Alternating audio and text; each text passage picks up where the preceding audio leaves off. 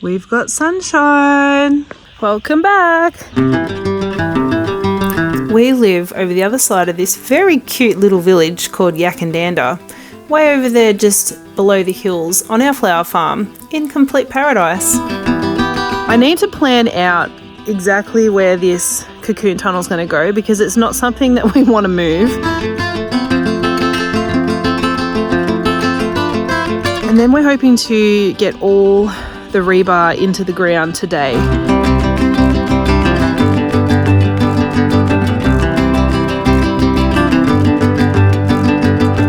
So let's just get into our day. Oh, do you like how I put this wreath on my hothouse? It's just magnolia leaves. Anyway, we need to go have breakfast.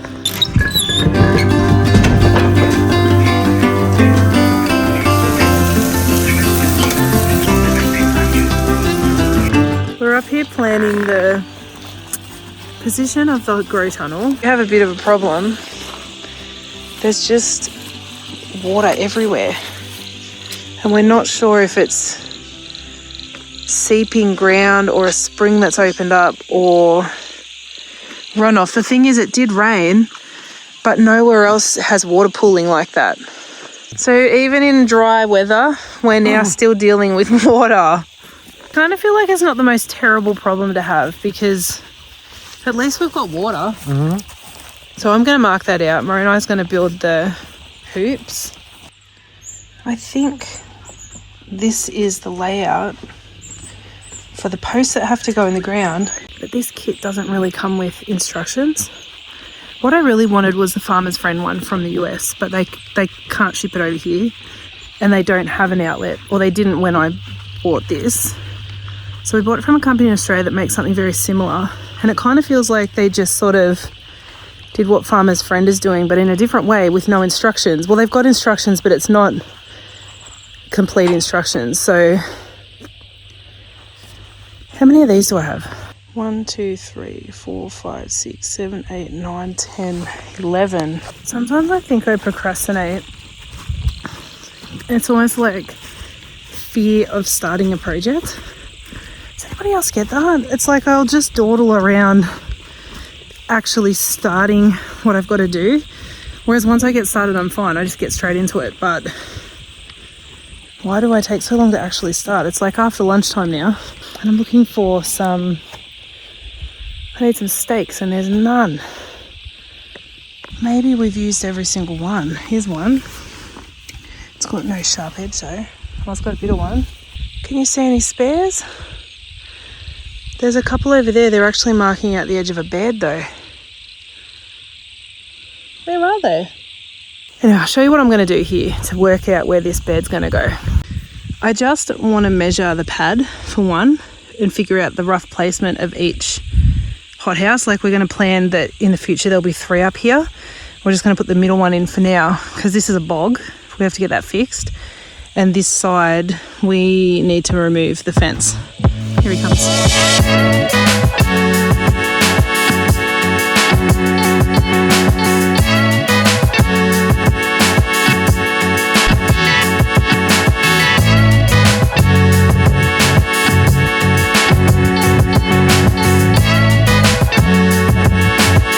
I don't know how well you can see, but I've marked white marks on that back wall. So that's 1, 2, 3. And then that will pretty much line us up with here, which is where our fence is going to go. So we're getting rid of this, obviously. And using all those fence posts that you have done on Buy Me a Coffee, we're going to run them. We already know this fence is going here, so we just work that out now. All the way to where Moroni is, down near that fence post down there. And we'll do the other one. We've probably got enough to also get that one done in front of that dam. It'll be really good because I know that dam makes some of you a bit nervous with James, and it makes us nervous. Like, we have to just constantly watch him like a hawk, which we should be doing anyway on a farm. Plans have changed again. We were going to set it up the second tunnel. We've now decided to do the first one because it's actually still a bit damp in onto that second plot, and I've just messaged the guy to see if he can come out and try and fix it. and he's going to need access. So if we've set this up here, he's going to have a hard time trying to level that. He really needs room to move around.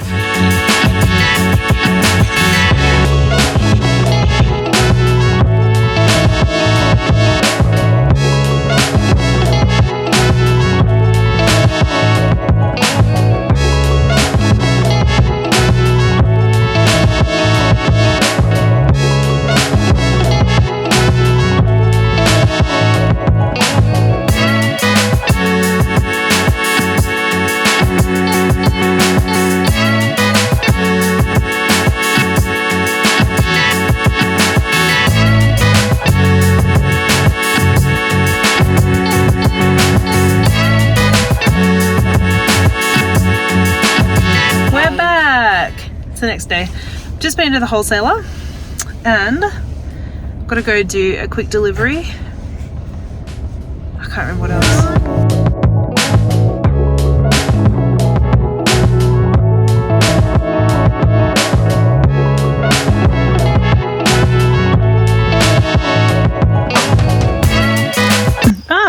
I'm kind of doing terrible with the filming thing.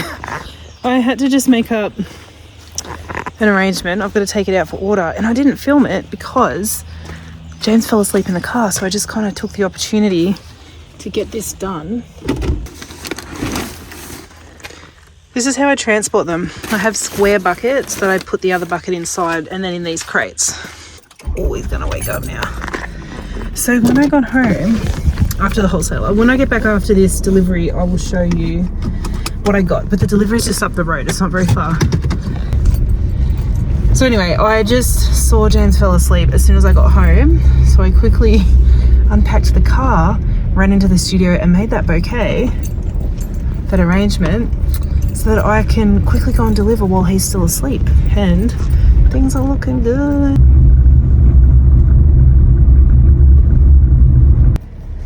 He's still asleep. Oh, I got a bit worried coming up this. Everybody's driveways are falling apart because we've had so much rain. But look at the view they've got from up here. Isn't that amazing?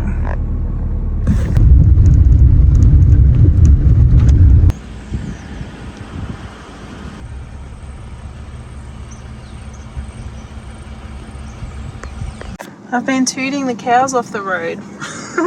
They just stand smack bang in the middle and won't move.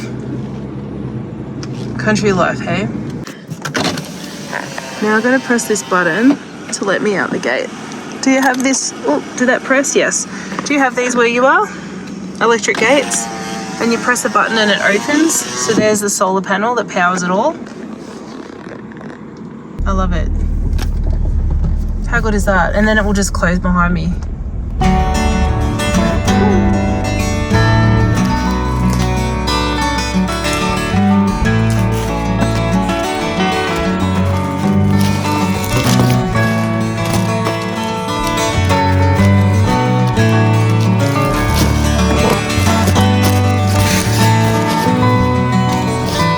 Make up any more of these flowers, let me show you what I've got. So I've just taken on James.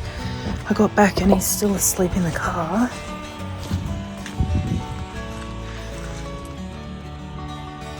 He must be so tired. He never does that. Okay. The red stock and the purple.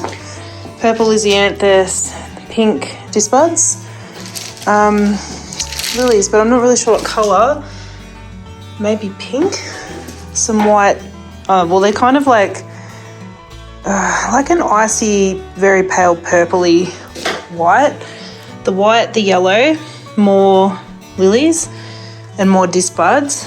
I got one little stack of native flowers there, and I also got these beautiful blushing brides. It's an Australian native.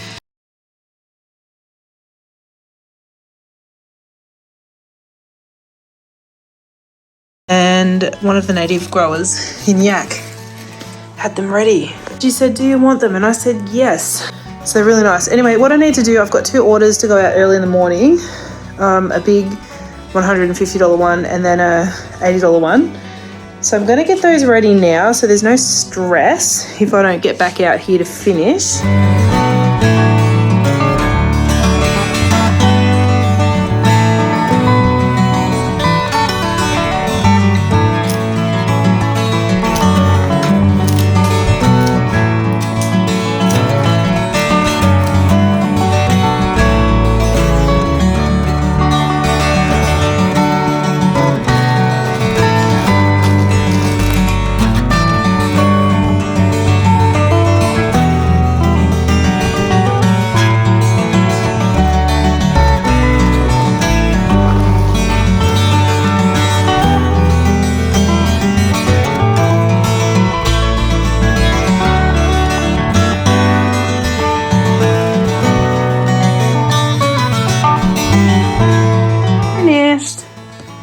So 355s, 9 35s, and the 2 big orders. I've done a very quick clean up and stayed asleep that whole time, but I just noticed he's opened his eyes. So I'm now gonna go run these buckets to the house. Sorry you can't see me.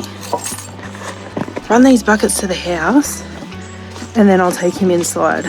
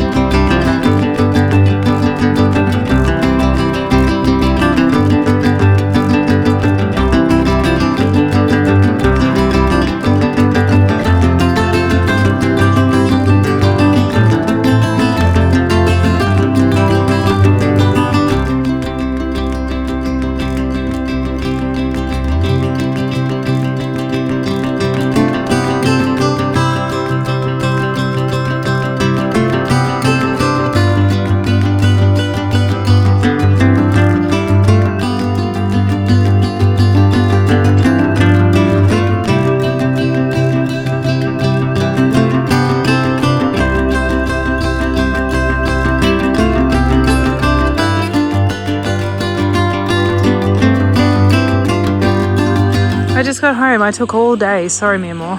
That's okay. We lost half a day of my work here, but anyway, I got other things done. I had a nice drive. You should have seen the scenery. It was so pretty. I took videos.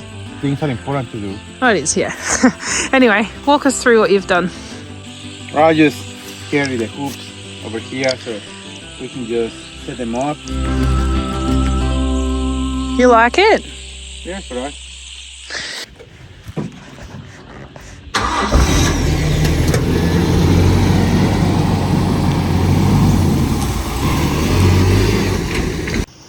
I never got back to it.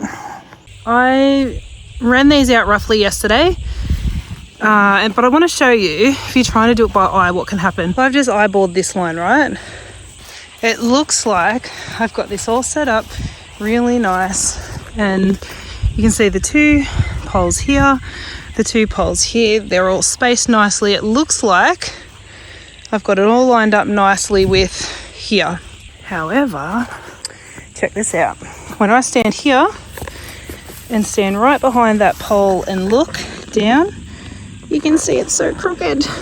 Look, this is veering sideways where it should be going down here. So what I'm going to show you how to do is how to line that up so it's very straight. You know that it's a perfect square angle from the sky, and everything's going to look beautiful. And there's a trick to it, and you use math. It's called the 3-4-5 rule. I am going to set all this up and then I'll put the drone up and we'll do a quick run through of how that works. What I'm going to do is measure from this point. Now my cocoon tunnel is 15 meters long. I'm going to add another 3.5 meters to that. So 18.5 meters I'm going to measure from here and then put a picket in there, and that should be right. I mean, I've pre-done this. The one over there is fallen over, so I will pull it back there. Then I'm going to run a string line between those 2, and that's my back edge, which will be parallel with the ends of these rows. The task when doing this is find a reference point that you want your plot to be parallel with. So it could be other garden beds, it might be a fence. So figure out a vantage point. If you don't have anything that you want to run it from, pick a plot and run a string line. You're going to need a string line as your first reference point. So that's what I'm going to do now. I should have mentioned the tools that you're going to need. You're going to need a collection of pickets. So for your full plot, you're going to need 4 in the end, but to actually set the plot up, you're going to need 6 to 8. Some survey marker could be coming in handy. You need a tape measure, and it's better to have one of these ones. It actually anchors onto the star pickets here, and it's just easier to run than a tape measure. Hammer for the star pickets, and this is builder's line. I showed you this last week. It's very handy and you will need it, or some sort of line to run between pickets.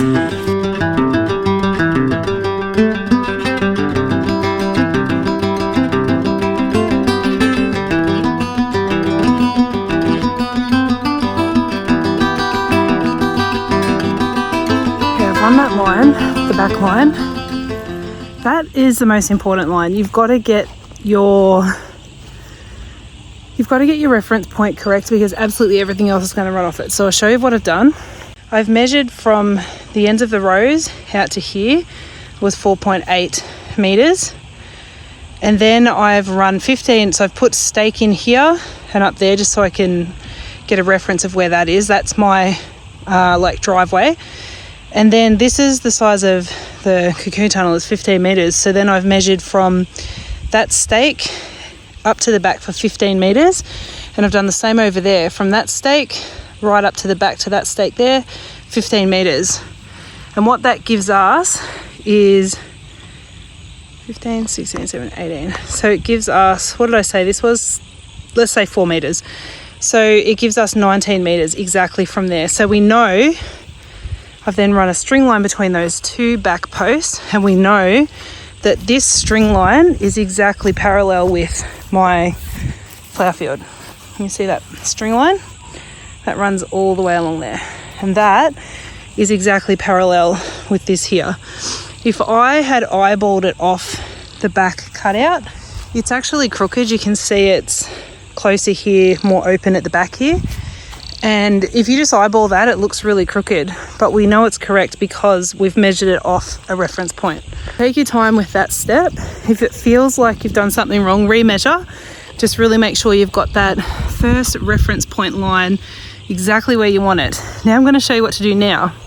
Your next step, you can see for me, I've got some little marks. I've used the marking paint. I've got some markings on that back wall.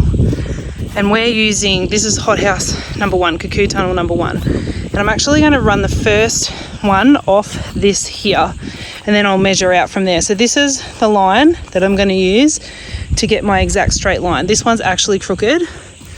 As I showed you before, tried to eyeball it, isn't going to work. So this is my second reference point. Put a stake in the ground where you want the next thing to start, where you want that. So you might line it up with a garden bed or whatever. I've had to measure out this whole plot. So I've had to measure from that side cut out and measure across the 3 cocoon tunnels to make sure the 3 can fit, because the other 2 are going in after this one. But now what I want, I'm just going to eyeball this and line up that end one where I think it needs to be, which I think looks like it probably needs to be somewhere in the middle here. So I'm just going to move that over manually and put it in the ground. That's actually the pole that we're going to move later when we're trying to work out our exact square. Lost my hammer because I throw it when I'm finished with it. There she is.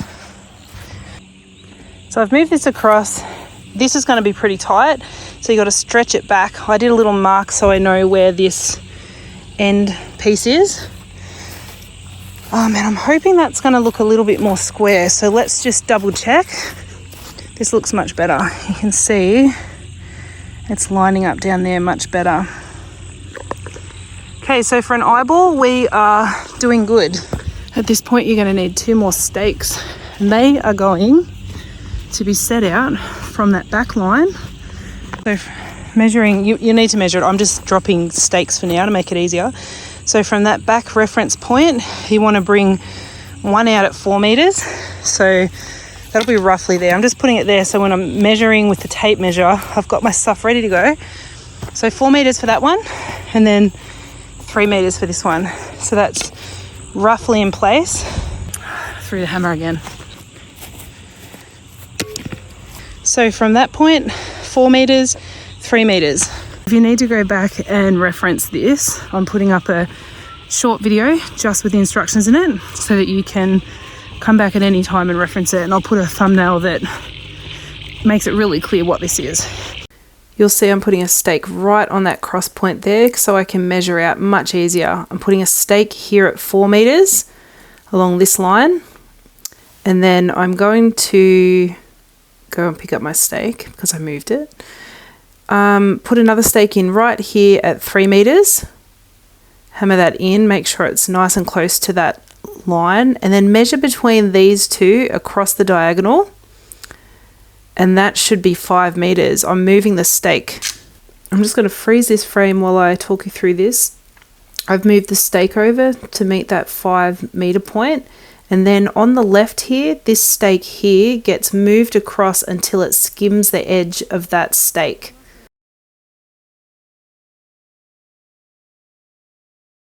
And it's looking good. I just want to double check the spacing. I'm going to pull that line off and just run it between that post there and this one here and make sure my front.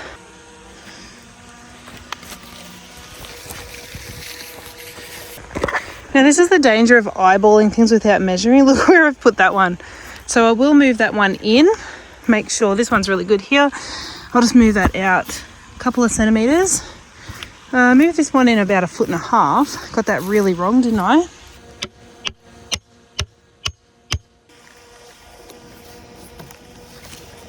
Much better. She's all square and all set up and nice and ready for us to start putting these hoops on tomorrow. Yay.